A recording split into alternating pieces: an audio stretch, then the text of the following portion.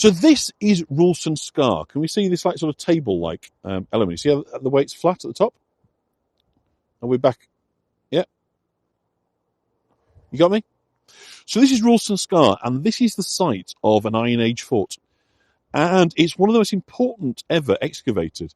In fact, when English Heritage started excavating up here, they were kind of shocked to discover such a huge complex. It was a kind of chance discovery by the National Park, and it led to a major sort of archaeological investigation in partnership with English Heritage.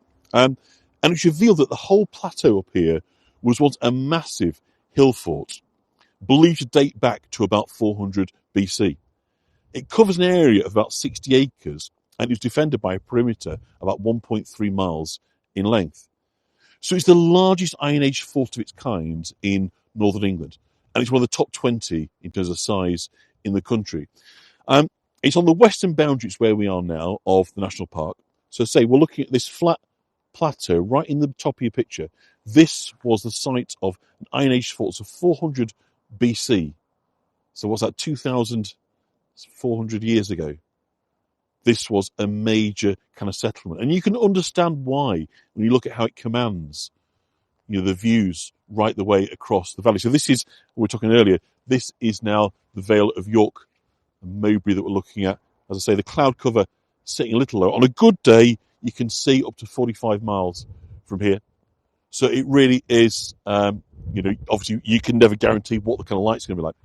So this Roulston Scar, obviously, is a very, very good place to build your hill fort. You can understand why they chose this. You could defend it from the west, the southwest, and the southeast.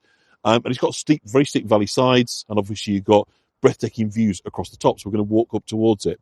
And in the direction in front of where we're looking now is the kind of Yorkshire Dales. We've got, obviously, going down to the kind of Vale of York and then the Wolds over onto this side. So the fort, if you like, was in essence, the top of this kind of promontory kind of sticking out from Roulston Scar. We're kind of walking along here. And as I say, behind us is the Gliding Club. So all this area, kind of where we are now. Yeah, the White Horse is about half a mile just behind me, Leslie, but the signal wasn't great in between here and there. So this, again, is area that would have been part of the kind of hill fort area. In fact, when they built the White Horse, which Leslie was asking about a few seconds ago rather, they didn't mean to, but they ended up cutting out a section of the old kind of Roulston Scar defences. So what we do know is that they first kind of knew about this, began to excavate it in the kind of mid-Victorian period. But then for some reason, a map in 1850 was published, and they forgot to put the markings on. So it sort of got forgotten. And whilst you kind of think that's odd now because people will come, of course, in the 1850s, without road and rail links over here, this was an incredibly isolated place.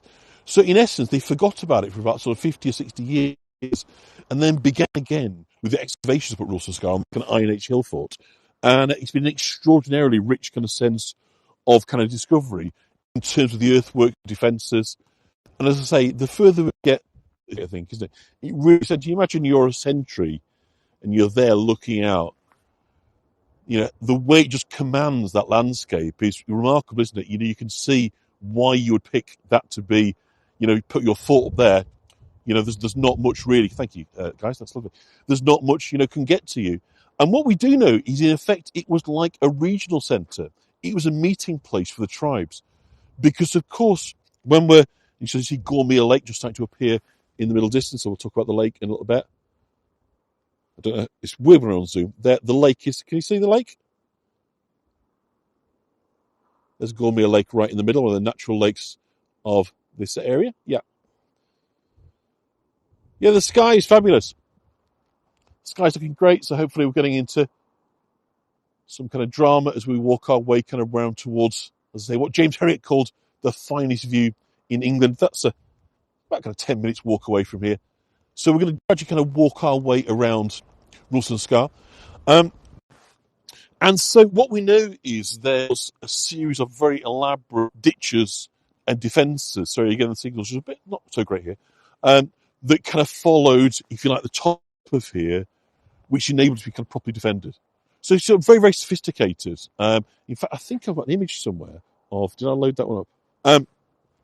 But basically, what they would do is build ramparts. So you'd a high, like kind of like fort type, structure, where you can then look down, and so anybody trying to attack you is probably automatically 15, 20 feet below you. But then to get to that, you've got a great big ditch in between. And on the other side, you've also got a high thing to kind of clamber over. So they made it incredibly difficult to kind of penetrate these fort systems. So very, very secure. And they also, has anybody heard of Cleve Dyke? Because obviously we're in Cleveland. Catherine, I don't know about Cleve Dyke. Oh, before.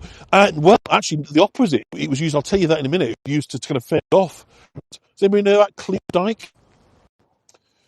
So Cleve Dyke is basically a natural feature, and it was caused by volcanic activity. I think I've got a picture here. And this was used for the ancient Britons, who basically held back the Romans for the most part. It's like a big scar that runs right the way from kind of Galloway in Scotland down here to the North Yorkshire National Park.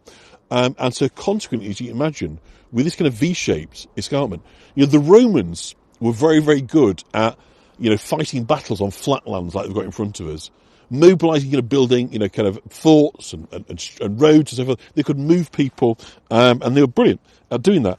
But once they were onto, terrain that was unkind, if you like, when there was up and down, that was valleys, that was hills and mountains, their ability to kind of dominate enemies evaporated pretty quickly, because their whole shtick was all about kind of outflanking. It was about using kind of width, wrapping themselves around the enemy, and so forth. You can't really do that when you're taking on people, and you've got, as I say, if you look at the picture above, you can imagine that's a heavily guarded, the sort of wooden spikes and so forth, at the bottom of the dike. So Roulston Scar is part of that defensive system.